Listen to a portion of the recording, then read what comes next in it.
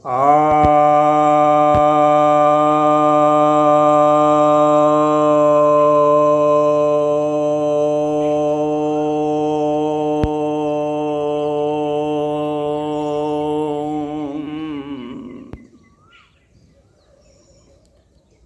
भक्तजनों को सप्रेम नमन। भक्तों, आज आपके समक्ष महर्षि पतंजलि द्वारा रचित योग सूत्र ग्रंथ के केवल्यपाद अध्याय, जो कि चौथा अध्याय है, इसके चौथे सूत्र की व्याख्या करने जा रहा हूँ। यह चौथा सूत्र कहता है, निर्वाण चित्तान्य अस्मिता मात्रा, अर्थात जो योगी सिद्ध हो जाते हैं उनके लिए कहा जा रहा है कि चित्त का निर्माण अस्मिता मात्र से वे कर लेते हैं। अर्थात जो पहले के सूत्र में बताया गया है कि जन्म से, औषधि से, तप से, मंत्र से और समाधि से ये जो सिद्धियां हैं, इनसे चित्त का निर्माण किया जाता है। यानी भिन्न भिन्न प्रकार का जो व्यक्तित्व उभर के आता है, जो क्षमताएं उभर के आती हैं, वे ही कारण बनती हैं कि चित्त का निर्माण हो जाए और उस चित्त के आधार पर उसकी क्षमताएं काफ़ी बढ़ जाएं और विलक्षण हो जाएं। और इतना ही नहीं, बल्कि उनका व्यक्तित्व भी उनके हिसाब से एडजस्ट कर जाता है। तो जो व्यक्तित्व है वह भी विलक्षण हो जाता है उन सिद्धियों के कारण। लेकिन इनमें से जो चार जो हैं, जो जन्म से हैं और औषधि से हैं, तप से हैं, मंत्र से हैं, ये जो चार हैं, ये तो एक तरह से लौकिक ही सिद्धियां होती हैं। इसलिए यह जो व्यक्तित्व आता है वह लौकिक व्यक्तित्व होता है। समाधि से जो चित्त का निर्माण होता है, जो व्यक्तित्व आता है, वह अलौकिक होता है। तो वह चूँकि परम चैतन्य से जुड़ा होता है, तो इसके कारण से वह अलौकिक होता है। तो अलौकिक चित्त हैं और मंत्र चित्त अलग हो जाएगा, और औषधि के कारण जो चित्त बनेगा वो अलग हो जाएगा, तप के कारण जो चित्त बनेगा वो अलग होगा, जन्म से जो चित्त मिलता है वो अलग होता है। हालांकि अलग अलग लोगों में अलग अलग तरह के चित्त बनेंगे, लेकिन यहाँ पर जन्म से सिद्धि का मतलब है, यानी जन्म से ही कुछ विलक्षण शक्तियाँ, जो विभूतियाँ उसमें प्रकट होती हैं, उससे मतलब है।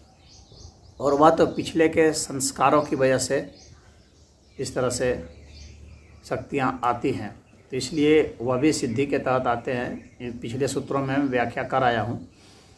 तो यह जो भिन्न भिन्न प्रकार के चित्त हैं, यह नहीं समझना चाहिए कि भिन्न भिन्न प्रकार का शरीर हो गया या भिन्न भिन्न प्रकार की आत्माएं हो गई। इस तरह से कुछ लोग ऐसे भी व्याख्या कर देते हैं, लेकिन यह उचित नहीं है, क्योंकि भिन्न भिन्न प्रकार का चित्त, भिन्न भिन्न प्रकार का अलग भौतिक शरीर इस तरह का निर्माण करेगा, तब तो वह एक जीव ही हो जाएगा।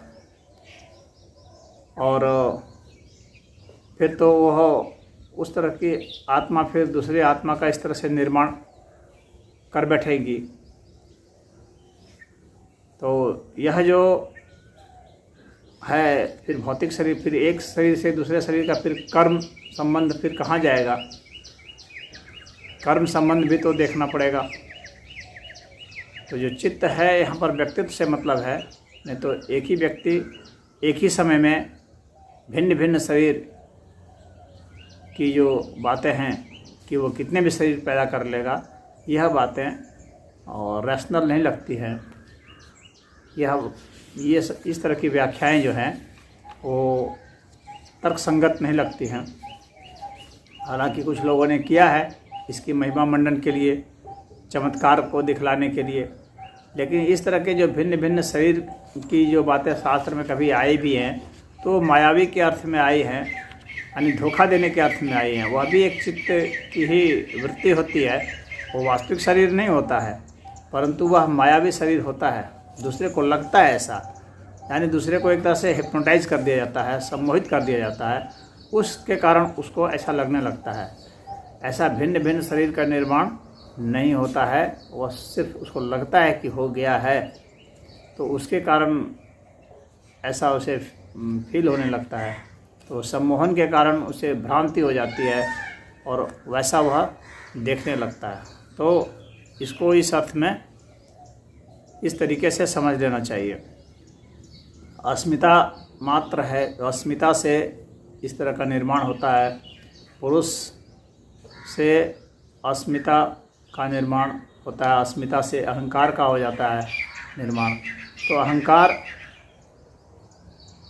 अलग अलग हो जाएगा, कर्म अलग अलग हो जाएंगे। अस्मिता तो सिर्फ जो है पुरुष की एक छवि है, प्रतिबिंब है, जो आत्मा का प्रतिबिंब ही माना जाता है अस्मिता को। तो इस तरह से प्रतिबिंबों से अगर हम सोचें कि किसी वास्तविक उस तरह की सत्ता का निर्माण होगा तो वह सही नहीं है। प्रतिबिंब से प्रतिबिंबित सत्ता ही होती है। तो ये सारे जो चित्त की वृत्तियों के तहत आएंगे, इनके विकार के तहत ये आएंगे। और वास्तविक सत्ता तो चेतन सत्ता ही मानी गई है, बाकी ये सब विकृत सत्ताएं हैं, उसके ही विकार स्वरूप से हैं। तो इसमें इतना ही है कि उसका भिन्न भिन्न व्यक्तित्व हो जाएगा और भिन्न भिन्न गुणों के ऊपर उसका नियंत्रण हो जाता है। तो उन गुणों का प्रकटीकरण अपने हिसाब से वह कर लेता है। तो एक नई तरह की प्रकृति तो नहीं उत्पन्न होगी, लेकिन नई तरह की विकृति वह कभी भी उत्पन्न कर सकता है। ये क्षमताएं उसमें अवश्य ही आ जाती हैं। तो इसमें इतना ही। ओम।